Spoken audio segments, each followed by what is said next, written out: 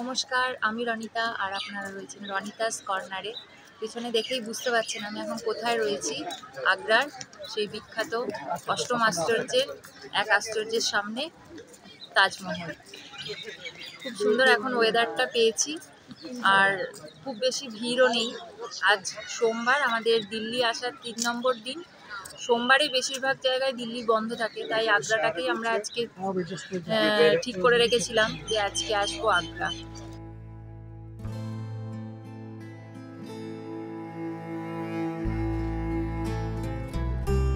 শতাব্দী এক্সপ্রেসে সকাল 6টায় new Delhi station থেকে আমরা রওনা দিয়েছিলাম আগ্রার উদ্দেশ্যে, এবং আগ্রা পৌঁছেও গিয়েছিলাম বেশ সকাল সকাল।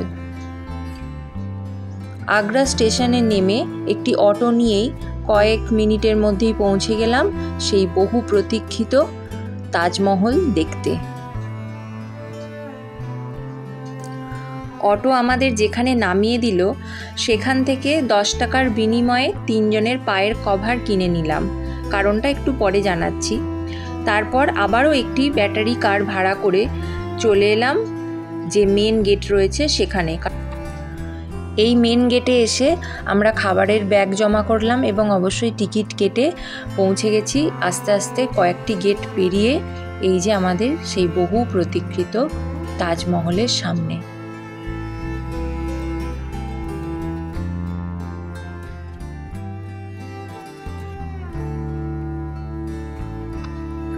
সকালে সূর্যের আলো পড়ায় তাজমহলের সৌন্দর্য অবশ্যই ছিল নজরকাড়া।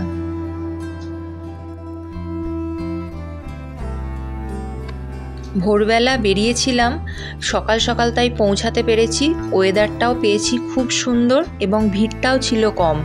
যত বেলা বাড়তে লাগলো তত কিন্তু ভিড়ও বাড়তে লাগলো।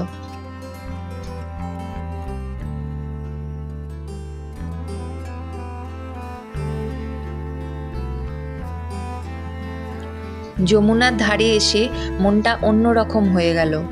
হয়তো যমুনা আগের মতো আর নেই, তবুও একটা অন্যরকম অনুভূতি হচ্ছিল।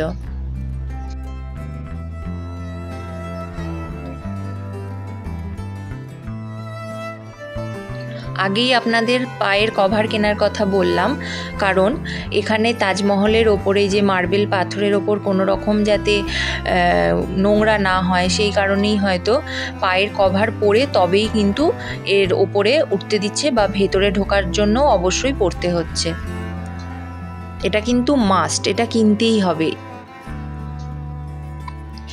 তাজমহলের এন্ট্রি ফিস শুধুমাত্র তাজমহলের বাইরেটা দেখার জন্য কিন্তু মাত্র 50 টাকা, এবং ভেতরে ঢুকে যদি আপনি সমাধি দেখতে চান শাহজাহান এবং মমতাজের, তার জন্য রয়েছে 200 টাকা করে পার হেড পড়বে, মোট 250 টাকা।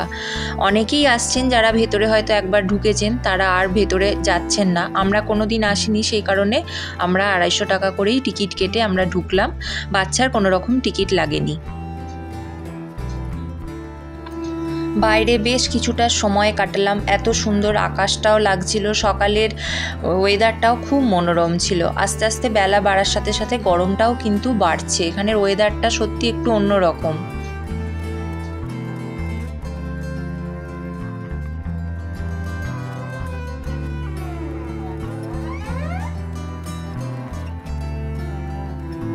তাজমহল এবং তার পাশের মিউজিয়াম দেখে এবার আমরা আস্তে আস্তে কিছু বাইরে গিয়ে খেয়ে দিয়ে বেরিয়ে যাব আগ্রা ফোর্ট দেখতে।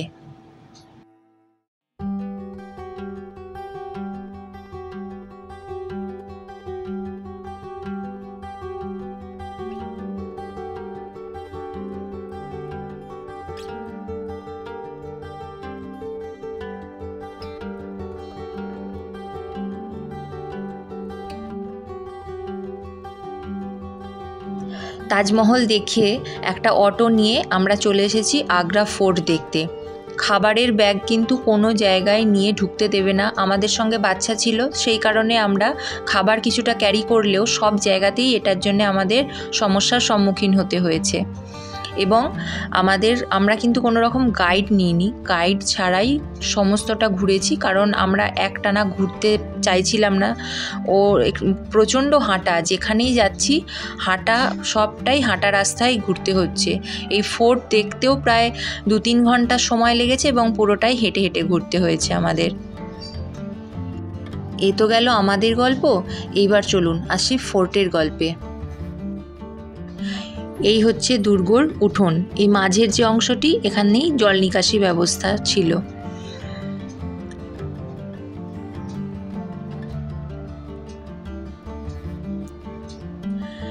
এই যে দেখছেন দূরে, বুঝতে পারছেন কিনা ঠিক জানি না, এখান থেকে বোঝা যাচ্ছে না, দূরে তাজমহল দেখা যাচ্ছে। ফোর্ট থেকে তাজমহল কিন্তু বেশ সুন্দর দেখা যাচ্ছিল। দুর্গের ঘরগুলি কিন্তু গরমকালে থাকতো ঠান্ডা এবং শীতকালে থাকতো গরম, কারণ এই যে দেওয়ালের ভেতর দিয়ে দিয়ে জলের লাইন ছিল এবং ওপরে জলে গরমকালে ঠান্ডা জল ঢালা হতো, যা আস্তে আস্তে বয়ে যেত এই ঘরের দেওয়ালের ভেতর দিয়ে দিয়ে এবং দেওয়ালগুলিকে ঠান্ডা রাখতো।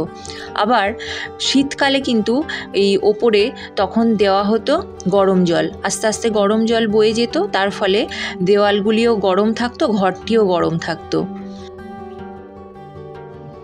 এটি হচ্ছে মমতাজের খাস মহল। এই দেওয়ালগুলিতে লাগানো ছিল বিশেষ মণিমাণিক্য, যা পরে বিভিন্ন আক্রমণে তা লুট হয়ে গেছে। তাজমহল, আগ্রা ফোর্ট ইত্যাদি তৈরিতে খরচ হয়েছিল প্রচুর এবং আয়ের থেকে ব্যয়ও হয়েছিল বেশি। সেই কারণে ঔরঙ্গজেব রেগে গিয়ে তার বাবা শাহজাহানকে এই আগ্রা ফোর্টে বন্দি করে রেখেছিলেন। শুধু আমরা নই, শাহজাহানও কিন্তু এইভাবেই এখান থেকে তাজমহলকে দেখতেন। যমুনার ওই পারে তাজমহল এবং এই পারে রয়েছে আগ্রা ফোর্ট।